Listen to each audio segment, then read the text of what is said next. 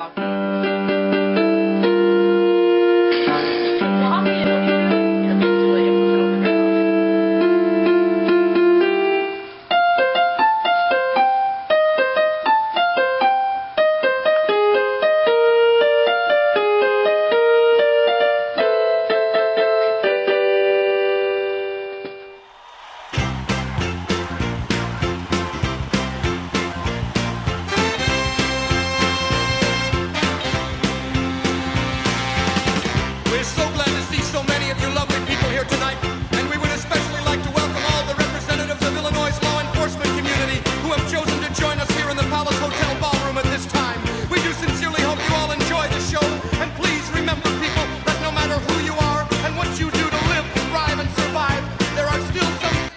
Good morning, viewers. Our top story today, Miss Kassa's third-hour class returns from a 3-day vacation to Springfield, Illinois, or as it is sometimes called, the land of Lincoln.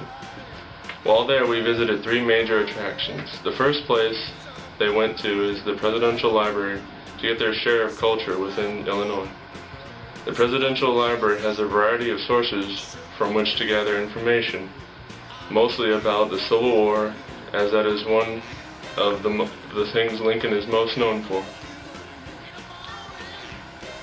Next, they visited Lake Springfield, the largest city-owned lake in Illinois. They did not do any fishing there, but I understand they did do some partying. Finally, they stopped by Henson Robinson Zoo, renowned for its Australian walkabout exhibit, where you can roam amongst Australian animals such as kangaroos. We go now to on-scene reporter Brandon Kreiser. Alright, ma'am, what's your name? Faith. Okay, and were you recently on the field trip? Yes, I was. What was your favorite place there? The Presidential Museum. I see. Why was it your favorite? Because, there was a really cool store and you could buy stuff. That sounds interesting. And you learned a lot about Lincoln. I would hope so. What did you do there?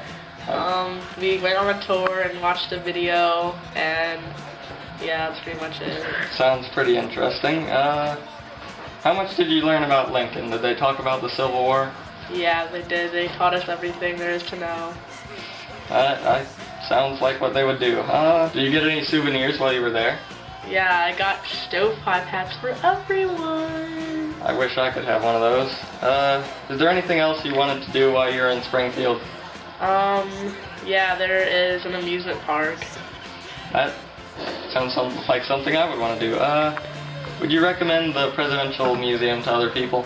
Yes, they would. Very much so. Alright, well, thank you for your time, Faith. Thanks for that, Brandon. That was an interview about the Presidential Library. Now we go back to him for an interview about Lake Springfield. Hello, what's your name? Molly Fabian. And were you on the field trip recently? Yes. What was your favorite place there? Lake Springfield. Oh, why was that your favorite? Well, we had a lot of fun, like on the party barges and stuff. How many party barges did you have? We had 3. 3? That must have been expensive. Not really, but okay. Did you see any fish? Yeah, we saw a variety of different species of fishes. Interesting. Yeah. Is there anything else you wish you could have done while you were in Springfield? Not really. I think I covered pretty much everything that I wanted to do. Alright, that's good. Would you recommend the lake to other visitors? Oh, definitely. It was really fun. Alright, thanks for your time, Molly. No problem. Thanks, Brandon. That lake sounds fun. I wish I could have been there. Now we go back to Brandon again for an interview about the zoo. So, what was your favorite place? The zoo. I enjoyed the zoo. Oh, really? Why was it your favorite?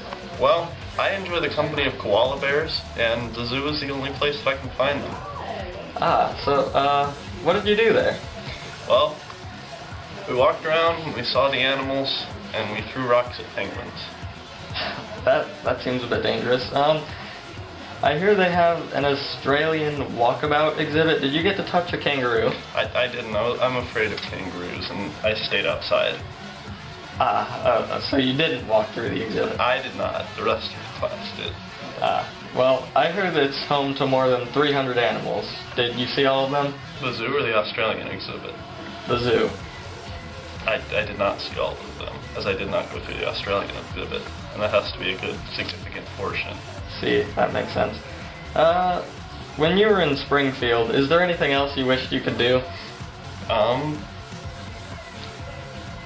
would have liked to ride an elephant, like some kind of Asian war elephant, I see. but I was not able to. I guess you must have been disappointed. I was terribly disappointed. Would you recommend the zoo to other people? Only if they're not afraid of kangaroos. It's kind of a bittersweet enjoyment of the zoo when you know you're missing a good chunk of it. Well, I do have one last question. What exactly is wrong with the kangaroos?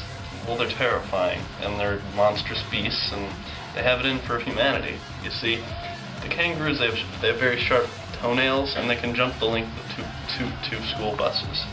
And I think that's terrifying, because I'm convinced that if I were to enter the vicinity of a kangaroo, it would stick me in its pouch, and then jump up on one of the little aboriginal totem poles or whatever that the, Australian version of, feather Indians have, and dump me out and let me break my neck and die. I see. That sounds horrifying. Did you know they can also swim? I've been told that. I've begun reinforcing my house for the kangaroo siege. Alright, well, it was nice talking to you. Thank you for your time.